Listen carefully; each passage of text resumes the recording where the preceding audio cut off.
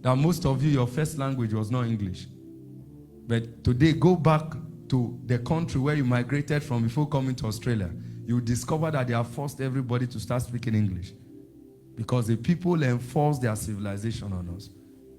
I remember there was a time where, where we grew up, where our language of communication is English. If you don't speak English around that vicinity, they'll look at you to be like, you didn't go to school at all. So, and I said, okay.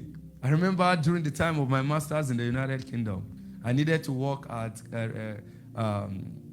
German Cancer Research Center in Heidelberg in Germany. So when it was my time to relocate to Germany, I went to the train station and they were all speaking German. I said, wait a minute. I tried to speak English. Nobody could connect with me. Jesus Christ. Wait, a whole Germany that I can, in fact, everybody, Germany, look at their cars. They are strong. It means they don't speak English in Germany. Wait a minute. I didn't know what to do. I was in Frankfurt train station.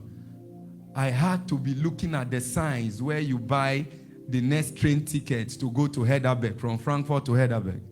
And I went there, and what I now wrote the name of Heidelberg and gave it to the woman on the counter to give me a ticket. And then when she saw it, right, she now gave me the ticket and showed me where to look.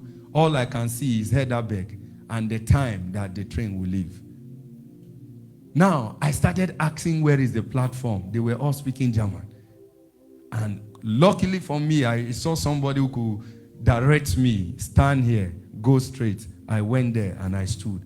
I entered that train, and I needed to have a changeover train at some point.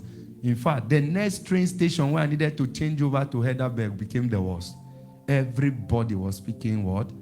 German. I came down to look for the next platform. Jesus Christ.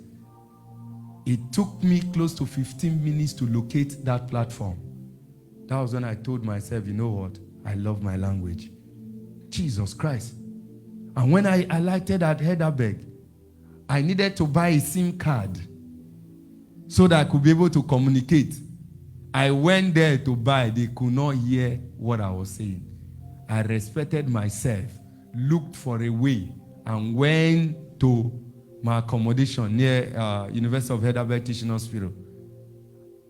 And that is when I began, because the research center, a lot of foreigners are there, so they speak English. I say, thank God. At least I'm in a place where they speak English. But, you see, that evening, I needed to cook for myself. And they said there is a convenience store somewhere. So I walked down there. And what I needed to buy was salt. I walked around. I couldn't see salt because everything is in German. You want to buy tomato, tomato is in German. You want to buy salt, salt is in German. I went to, the staff. I say salt, salt. They could not understand what salt is. I didn't know what to do. I became frustrated. Suddenly, an idea came to me. Went to my Google. Salt to German. The word came out, and I went there. Pointed it to them. And do you know the area where the sword was? I walked around that area for more than 10 times. I was staring at the sword. The sword was staring at me. Jesus Christ. That day, I said, anywhere I go, I respect my local dialect.